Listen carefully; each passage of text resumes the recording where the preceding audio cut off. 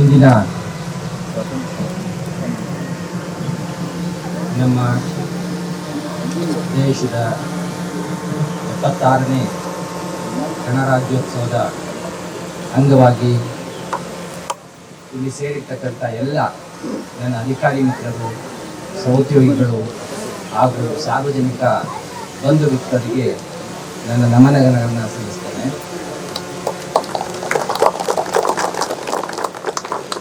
ನಮ್ಮೆಲ್ಲರಿಗೂ ಗೊತ್ತಿರುವ ಹಾಗೆ ನಾವು ಪ್ರತಿ ವರ್ಷವೂ ಕೂಡ ನಮ್ಮ ದೇಶಕ್ಕೆ ಸ್ವಾತಂತ್ರ್ಯ ಬಂದ ದಿನ ಆಗಸ್ಟ್ 15 ಸ್ವಾತಂತ್ರ್ಯ ದಿನಾಚರಣೆಯಾಗಿ ನಾವು ಆಚರಣೆ ಮಾಡಿದ್ರೂ ಕೂಡ ಸ್ವಾತಂತ್ರ್ಯ ಬಂದ ನಂತರ ನಮ್ಮ ದೇಶ ಹೇಗಿರಬೇಕು, ನಾವು ಪ್ರಜೆಗಳಾಗಿರ್ತಕ್ಕಂಥವರು ನಮ್ಮ ದೇಶಕ್ಕಾಗಿ ಯಾವ ರೀತಿಯ ದೇಶದ ಸೇವೆಯಲ್ಲಿ ನಮ್ಮನ್ನು ತೊಡಗಿಸ್ಕೊಳ್ಬೇಕು, ನಮ್ಮ ದೇಶ ಇಡೀ ವಿಶ್ವದಲ್ಲಿ ಯಾವ ಮಟ್ಟದಲ್ಲಿ ಸಾಮಾಜಿಕವಾಗಿರ್ಬೋದು, ಸಾಂಸ್ಕೃತಿಕವಾಗಿರ್ಬೋದು, ರಾಜಕೀಯವಾಗಿರ್ಬೋದು ಎಲ್ಲ ವಲಯಗಳಲ್ಲಿ ಮೀರಿ ಎತ್ತರದಲ್ಲಿ ನಿಲ್ಲಬೇಕು ಅಂತಕ್ಕಂಥ ಅಭಿಲಾಷೆಯನ್ನು ಹೊಂದಿ ನಮ್ಮ ಗಣರಾಜ್ಯೋತ್ಸವವನ್ನು ಅಂದರೆ ನಮ್ಮ ಸಂವಿಧಾನವನ್ನು ರಚನೆ ಮಾಡುವಾಗ ನಮ್ಮ ಸಂವಿಧಾನದ ಆಶಯಗಳು ಏನಿದ್ವು ಅದನ್ನು ನೋಡಿದಾಗ ಬಹುಶಃ ನಮ್ಮ ಚರಿತ್ರೆಯನ್ನು ನೋಡಿ, ನಮ್ಮ ವಿಶ್ವದ ಚರಿತ್ರೆಯನ್ನು ನೋಡಿ ಪ್ರತಿಯೊಂದು ದೇಶದಲ್ಲೂ ಕೂಡ ಸಮಾಜದಲ್ಲಿ ಶಾಂತಿ ನೆಮ್ಮದಿ ಇರಬೇಕು. ಯಾವುದೇ ಒಂದು ದೇಶ ಅಭಿವೃದ್ಧಿ ಆಗಬೇಕಾದ್ರೆ ಅಲ್ಲಿರ್ತಕ್ಕಂಥ ಪ್ರತಿಯೊಬ್ಬ ಪ್ರಜೆಗೂ ಕೂಡ ಸಮಾನತೆ ಇರಬೇಕು, ಸ್ವಾತಂತ್ರ್ಯ ಇರಬೇಕು ಅಂತಕ್ಕಂಥ ಧ್ಯೇಯೋದ್ದೇಶಗಳನ್ನು ಆಲೋಚನೆ ಮಾಡಿ ಬಹುಶಃ ಬಹಳ ಸೂಕ್ತ ಅಂತ ಅನಿಸ್ತದೆ. ನಾವು ಈ ಬಾರಿ ಗಣರಾಜ್ಯೋತ್ಸವಕ್ಕೆ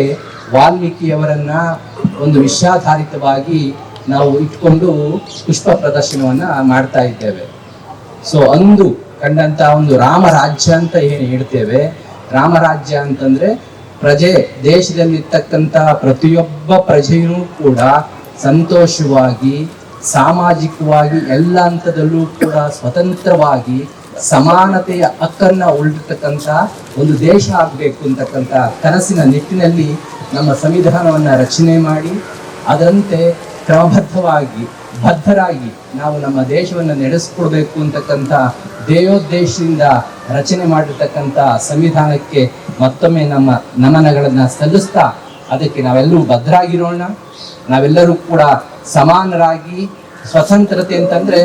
ನಾವು ಏನನ್ನ ಬಯಸ್ತೀವೋ ನಮ್ಮ ಪಕ್ಕದಲ್ಲಿ ನಮ್ಮ ಸಹೋದ್ಯೋಗಿನೂ ಕೂಡ ಅದೇ ರೀತಿಯಲ್ಲಿ ಬಯಸ್ತಾನೆ ಅಂತಕ್ಕಂಥದ್ದನ್ನ ಮನಸ್ಸಿನಲ್ಲಿ ಇಟ್ಕೊಂಡು ಯಾರಿಗೂ ತೊಂದರೆಯಾಗದ ರೀತಿಯಲ್ಲಿ ಯಾವ ವಿಧದಲ್ಲೂ ಕೂಡ ಬೇರೆಯವರಿಗೆ ತೊಂದರೆ ಆಗದ ರೀತಿಯಲ್ಲಿ ನಾವು ಒಟ್ಟಾಗಿ ಬದುಕ್ತಕ್ಕಂಥ ಒಂದು ಸಮಾಜವನ್ನ ನಿರ್ಮಾಣ ಮಾಡೋದಕ್ಕೆ ನಾವೆಲ್ಲರೂ ಕಟಿಬದ್ಧರಾಗೋಣ ಅಂತ ಈ ಸುಸಂದರ್ಭದಲ್ಲಿ ನಾನು ಈ ಆಲೋಚನೆಗಳನ್ನು ತಮ್ಮಲ್ಲಿ ಹಂಚ್ಕೊಳ್ತಾ ಈ ದಿನದ 76ನೇ ಗಣರಾಜ್ಯೋತ್ಸವದ ಶುಭಾಶಯಗಳನ್ನು ಮತ್ತೊಮ್ಮೆ ತಮ್ಮೆಲ್ಲರಿಗೂ ತಿಳಿಸಿ ನನ್ನ ಮಾತುಗಳನ್ನು ಮುಗಿಸ್ತೇನೆ. Thank you.